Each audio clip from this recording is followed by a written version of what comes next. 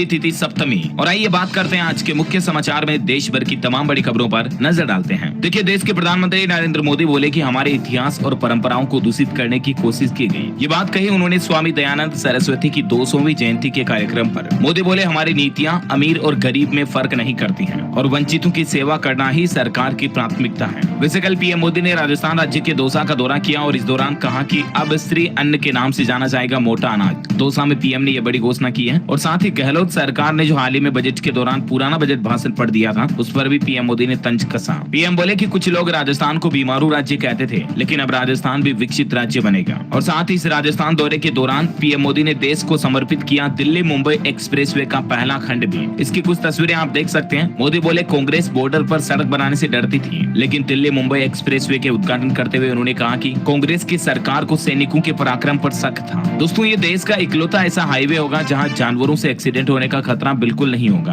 और इस हाईवे पर 120 की अधिकतम स्पीड होगी। 180 मिनट में जयपुर से दिल्ली पहुंच पाएंगे। अच्छा, वहीं देखिए, देश की राष्ट्रपति Draupadi Murmu Uttar Pradesh global investor summit में शामिल हुई और वहां बोले कि यूपी ग्रोथ इंजन की भूमिका को लेकर तैयार है। इससे निवेश के नए रास्ते खुलेंगे। सीएम योगी ने इन्वेस्टर्स को सुरक्षा का भरोसा भी दिलाया। बड़ी खबर है, जोमेटो ने देश के 225 शहरों में बंद कर दी अपनी सर्विस, क्योंकि पिछले दिसंबर वाली तिमाही में जोमेटो को 346 करोड़ रुपए का घाटा हुआ और इसीलिए जोमेटो का कहना है कि लगभग हमारे देश के 225 शहरों में उसको ये सर्विस बंद करनी पड़ी। अच्छा भाई, देखिए, बीजेपी के राष्ट्रीय अध्यक्ष जेपी नड्डा ने मोबाइल फोन के आंकड़े को लेकर कहा कि 2014 में भारत में 92% मोबाइल फोन चीन सहित अन्य देशों से आते थे, लेकिन अब भारत में ही बन रहे हैं लगभग 97% मोबाइल। बड़ी खबर आ रही है, वंदे भारत एक्सप्रेस ट्रेन में सफर करने वालों के लिए अच्छी खुशखबरी। देखिए, अब आप ट्रेन में गेम भी खेल सकेंगे। सांप सीढ़ी वगैरह इस तरह के अनोखे गेम खेल पाएंगे आप। हालांकि फिलहाल ये सुविधा आपको इस रूट पर ही मिलेगी। अच्छा, बैंकिंग न्यूज से अपडेट देखिए, जम्मू और कश्मीर बैंक ने एफडी पर ब्याज दरें बढ़ाई है। 7.25% तक मैक्सिमम ब्याज मिलेगा। 2 करोड़ रुपए से कम की एफडी पर ब्याज दरों में इजाफा यानी कि बढ़ोतरी की गई है। और भी ज्यादा जानकारी आप देख सकते हैं। बड़ी खबर है, गुलाब चंद कटारिया होंगे असम राज्य के नए राज्यपाल। अब नेता प्रतिपक्ष की रेस में वसुंधरा सहित कई नेता होंगे। और दोस्तों, न सिर्फ असम के राज्यपाल बदले बल्कि और देखिए आप झारखंड के भी राज्यपाल बदल दिए गए हैं। सीपी राधाकृष्णन होंगे ये। साथ ही हिमाचल प्रदेश समेत 13 राज्यों में नए गवर्नर्स की नियुक्ति की गई है, यानी कि 13 राज्यों के राज्यपाल को हमारे देश की राष्ट्रपति द्रौपदी मुर्मू ने बदल दिया है। महाराष्ट्र के गवर्नर भगत सिंह कोश्यारी का इस्तीफा भी मंजूर कर दिया है। और इन 13 में से 9 राज्यों में इसी साल चुनाव होने वाले हैं। इसी के मद्देनजर हो सकता है कि ये फैसला लिया गया।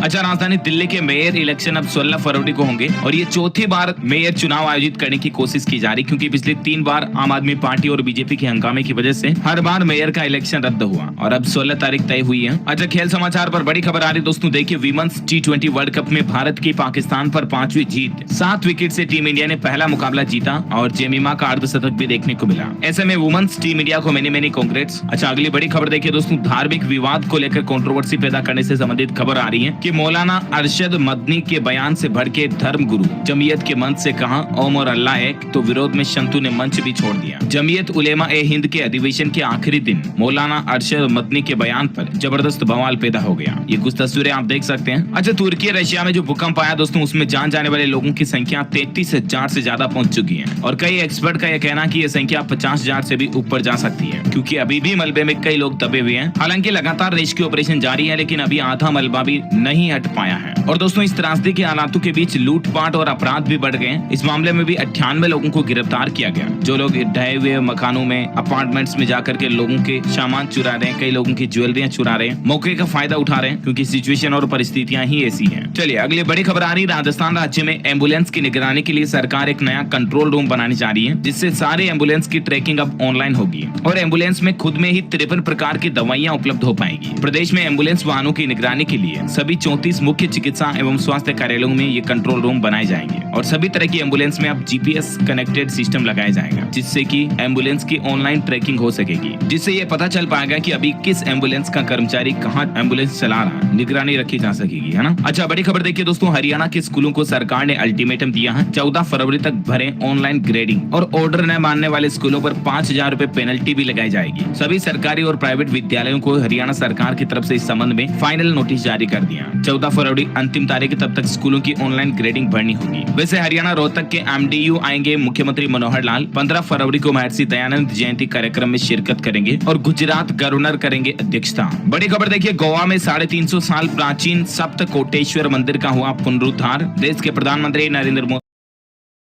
मोदी ने भी गोवा सरकार को दी बधाई। राजा छत्रपति शिवाजी महाराज द्वारा बनाए गए इस मंदिर का पुनरुद्धार करके वापस उद्घाटन किया गया। अच्छा, हिमाचल प्रदेश में आज से खुलेंगे स्कूल। लगभग 1.5 महीने बाद स्कूलों में रौनक लौटने जा रही है। टीचर्स के लिए बायोमेट्रिक अटेंडेंस अनिवार्य होगी और 9वीं तक एडमिशन भी हो पाएंगे। हिमाचल प्रदेश के सारे स्कूल 13 फरवरी से खुलने जा रहे हैं।